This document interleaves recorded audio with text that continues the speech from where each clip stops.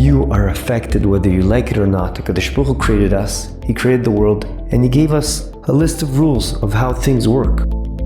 Welcome to Prism of Torah with Rebbe Saf Aaron Prisman, engaging Divrei Torah, packed with stories and practical insights. Find us wherever you get your podcasts or at prismoftorah.org.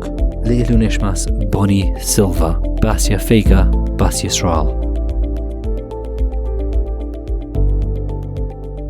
Shalom Uvracha. In this week's Parshas Re'eh, I want to share with you a nice thought, a practical advice that we see from the Michtav Me'Eliyahu. Something that seems to be a very innocent looking pasuk raises a question, and it goes like this. It says in Perek Yud Beis pasuk Lamed, after describing the fact that HaKadosh Baruch Hu gave all the different nations in our hands and we're able to kill them as we were commanded to do, and we go to conquer Eretz Yisrael, and yet, out of left field comes a pasuk that explains to us a warning HaKadosh Baruch Hu is telling us. Hishamelecha, be very careful, because perhaps you're going to have this yetzer hara, evil inclination that's going to push you to worship these gods. So I'm warning you, don't do that. The literal translation is beware. Beware for yourself, lest you be distracted by them after they have been destroyed before you. And lest you seek out their gods, saying, how did these nations worship these gods?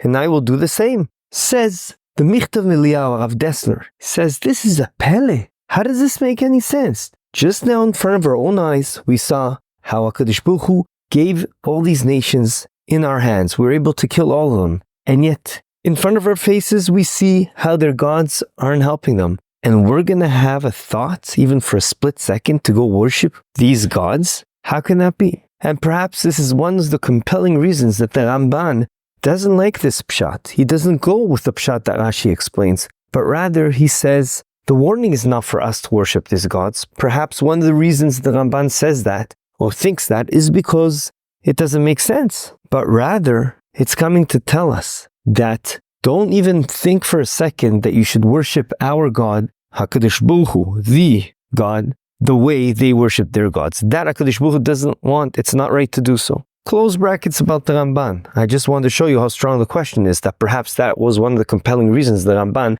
had to give a different pshat in the pasuk. Even though he doesn't bring this reason, he brings other reasons, but perhaps this was also part of the package deal and compelling reasons for him to switch the pshat. But the question is, why is HaKadosh Baruch Hu warning us on such a thing? Says Rav Dessler, you see from here, one of the most important concepts that we should live by, that we should bring up our children by, and realize this is a game changer. And that is, you are affected whether you like it or not. HaKadosh Baruch Hu created us, He created the world, and He gave us a list of rules of how things work. Just like when you buy a new device, if you really want to use it properly and understand how it works, you have to read the user manual. So too here, the user manual of a human being is that we are affected by what we do. And more importantly for this shtickle Torah, we are affected by our environment. And hence, yes, even though we were able to kill the nations and we saw that their gods didn't help,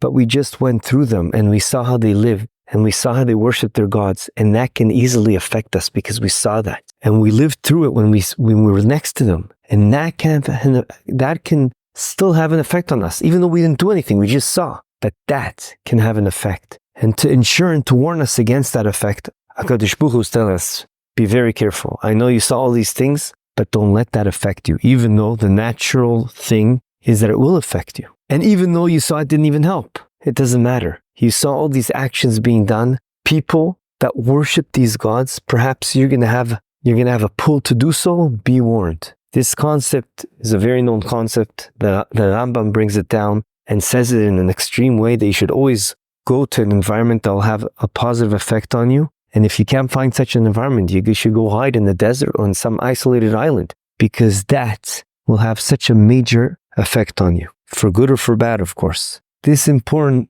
point, the concept that we're raising, is critical in deciding where to learn, which workplace to go to, what school to send a kid. We all know, and we've experienced it ourselves and on our kids, that the number one factor that affects a person is the environment in which he is brought up in. You can have the best teachers. You can have the best parents. And parents is also important because that is also an environment in which a child grows up. However, the most critical and influential and impacting factor is where are they going to spend most of their day? Which environment are they going to be brought up in? And their friends are going to affect them. And we have to realize that and use that parameter to our advantage. There's a famous Mishnah about Rabbi Yossi ben Kisma, who was obviously a Tana on a very high level. And it says that one time, Pam achas, haiti ma'alech baderech, I was walking on the way, and suddenly, pagabi, suddenly there's a person, Adam echad, one person suddenly hit me, not hit me literally, bumped into me and says, oh Rebbe, why don't you come live amongst us? I will give you 1,000 gold coins and a lot of very precious gems. And Rabbi Yossi answered him, B'ni, my son, even if you give me all the silver and all the gold and all the nice jewelry in the world, I will not leave my place and come to live in a place where it is not a place of dwelling of Torah. Kacha katuv in Pirkei Avos. Now, obviously, Rabbi Yossi was a huge person, a big Talmid Chacham, a big tzaddik. And obviously, if he would go there, he would influence and affect people to become closer to Hashem. And yet, it was obvious to him that it's too dangerous for him to do so. Because if he goes to such a place, he, and perhaps also his family, will be impacted and go down in the spiritual level they were at. Says Rav Dessler, we learn another big, important concept over here. You think you can influence people positively to get closer to Hashem? Get them to come to you, to your hometown, to your environment, where you have home court advantage, as opposed to you going to them. Because if you go out to them, yes, reach out to them,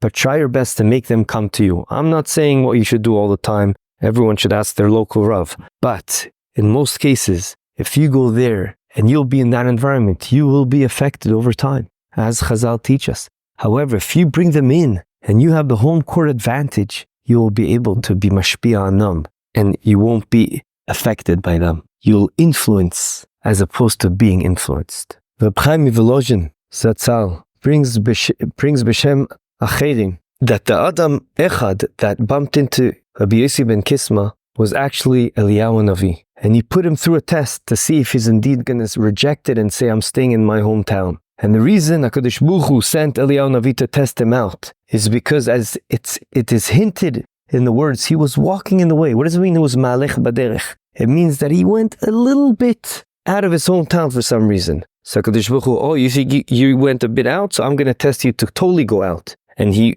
withstood the test and didn't go, because once you leave the positive environment, it's very dangerous how it can affect you. The Sfarim HaKadoshim bring a mashal, and they say it's like a person that his job is to clean. His job is to clean. But where is he cleaning? He's cleaning the sewages. And when you go clean a sewage, maybe you're doing an act of cleaning and you're affecting the place to be more clean. But we all know that there will be an immediate effect that will last for more than just a second, that you yourself will get a bit dirty and you'll have a bit of a smell because it does attach to you. A beautiful mashal about if a person goes to a different environment and even though he does an act of cleaning, but he will get negatively affected as well. And we have to take that into account before making decisions. This concept also finds itself in a different way. And that is, we all know the famous idea of ladun, your fellow Jew lekav zchus, and even if you see him doing something that seems to be not such a good thing, you should always think, wait, maybe it's Mechalel Shabbos now. It's not even Chilul Shabbos. His wife is pregnant and she has to go to the hospital, or whatever it is. You should always think maybe he's doing it for the right thing. It looks like it's wrong, but there must be a reason why he's doing it. Says the famous Maril Diskin, which we mentioned in the past, you would think that the spirit of the law, the reasoning for this commandment of HaKadosh Baruch Hu is because it's nice to think positively of another Jew and it's for him. I want to think positively about him. But he says it's more than that. It's not only that. It's also good for you. Because why are we affected by our environment? Because when we see something bad, it desensitizes us to it. And it becomes, it's not so bad to do so. Because I see that someone else is doing it. So maybe it's not so bad. That's the effect. But we are actually saving ourselves by thinking positively about our fellow Jew because we don't realize, we feel like he's not doing something wrong. Because when we're saying, oh no, he's allowed to do it. It's even a mitzvah to do what he's doing.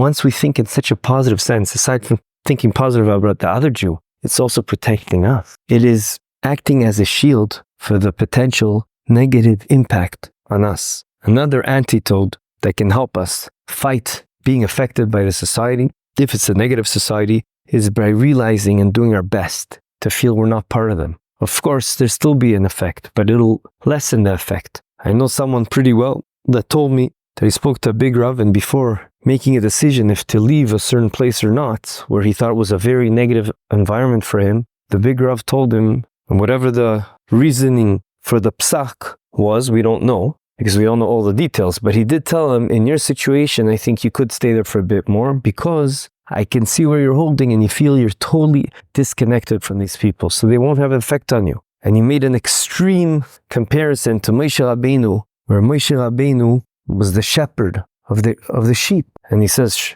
Moshe Rabbeinu wasn't affected by the sheep. And he was saying in an extreme way, when you feel like you're totally different from the rest, then you realize it's not even shaykh to me. Perhaps this is one of the most important concepts that we have to work on. As we are slowly approaching Elul, we're still in Chodesh Av, but as we all know, the acronym, the Rashi Tevis of Av is Elul Ba, Aleph Bet. Aleph for Elul, Bet is for Ba. Elul is coming up very soon, and it's our time to prepare for the new year. And perhaps one of the points that we have to think about is, what's our environment, and ensuring what's our kids' environment, and doing our best that our environment will be positive. Because if you look carefully in the Torah, there are many warnings to be careful not to be affected by a negative environment. And perhaps the most important thing, or one of the most important things, is to recalibrate and ensure that we're in a positive environment, affecting each other in a positive way, through which we can get closer to HaKadosh Baruch Hu and bring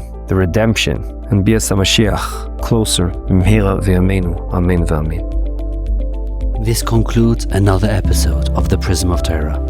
Thank you for tuning in today. We hope you enjoyed it and learned something valuable. If you did, please subscribe to the podcast and give a 5-star rating. You can also find this podcast wherever you get your podcasts, or our own website, prismoftorah.com, where we have a full archive of all our past episodes. We would like to thank Yona Vefa for the recording equipment, and Eli Podcast Productions for handling all our post-podcast productions. Join us next week for another enlightening conversation on the Prism of Torah.